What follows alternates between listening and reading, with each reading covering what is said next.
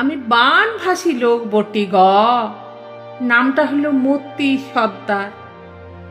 বাপ কাকার আমল থাকে চৌকিদারি করি। 50 সালের আকালের পর থেকে গেল বছর তো খরার চোটে দকর কচা হয়েছিল। এই বছর আবার বানভাসী।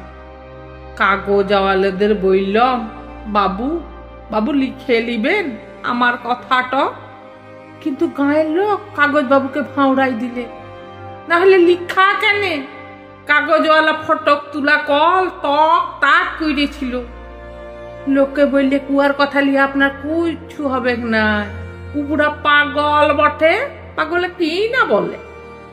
ই বেশা, আমি পাগল হইলাম কিসে? কই আমি তো পাগল লই, ভালো করে ভাইলে দেখুন।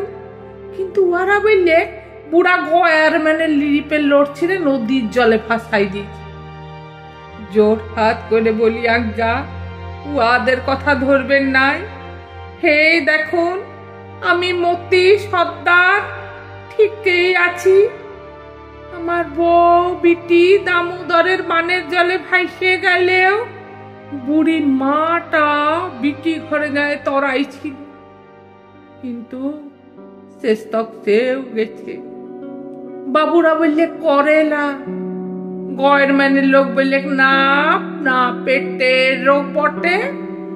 এই করে হেঁচড়া হিঁচড়ি টানা টানি কইতে বুড়ি হাসপাতালের মাঝ পথে মরে গেল। আর আমি এখন রাতের বেলায় চৌকিদারির হাঁক দিই। বানভাসী গায়ের বাঁশে ছোপে ধসা মাটির দিয়ালে দিয়ালে বাবুদের দালান বাড়ির ধারে ধারে।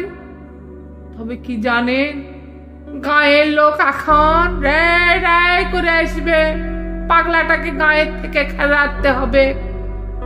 কিন্তু যখন সেদিন রানীগঞ্জর বাজারে গেছিলাম আর সন্ধ্যাবেলায় হুশ করে দামোদরের জল সীমায় গেলে, কই তখন আমার বউ বিটিকে সামলাই দিতে লাড়েছ। না হলে আমরা বাগ দিই বটি। তবু এক ঘর বাগ দিই তো এই ছুটু গাঁটাকে রেখেছিল।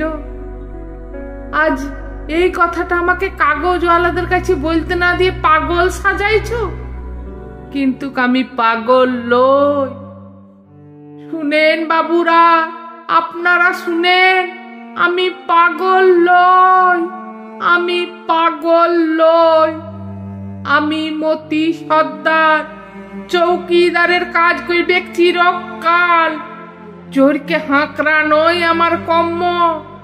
তখন না হলে সিদ্ধাল জোরকে হাঁকড়াতাম। আর এখন ওই যে চটটা হির ধারের ক্ষেতের পাশে কলকল কলকল কলকল করে বইছে, যে আমার বউ বিটিকে নিয়ে গেল চুরি করে। এখন আমি সেই চোরকে নিয়ে রোজ দিন রাতের বেলায় সবাইকে হাঁকড়াই সামলাই দিব। বলুন, ইয়াতে আমি পাগল হলাম কিসে? তোমরা আমার বউ বিটিকে সামলাতে লাইছ বলে আমি মতি সর্দার কেন পারবো নাই? আমি তো চৌকিদার বটি, তাই সবাইকে রাতের বেলায় সামলাই দিব। হে দামোদর সীমাইছে, পালা।